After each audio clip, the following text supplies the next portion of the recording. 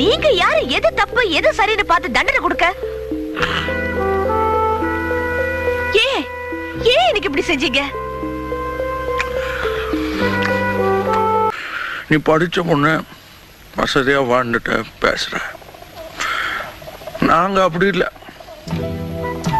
சோத்துக்கு திண்டாடணும், 4 காசு சம்பாதிக்கணும்னா சாவணும். சம்பாதிச்ச காசை வீட்டுக்கு கொண்டாடுறதுக்குள்ள ரத்த அடிப்படணும். ஒரு நாளைக்காவது ராத்திரி வரல நாம உயிரோட இருப்போம் நம்பிக்கை உண்டா? இல்ல. அதனாலதான் எங்களால கோர்ட்டு போலீஸ்ன்னு நினைக்க முடியல. திருப்பி அடிச்சாதான் அடியில இருந்து தப்பிக்க முடியும். கட்டி அடிச்சாதான் உயிரோட இருக்க முடியும். அதுக்காக நீங்க செய்யறதெல்லாம் சரியாயிடுமா? என் மனசுக்கு எது சரின்னு போடுதோ அது மட்டும் தான் நான் செய்யறேன்.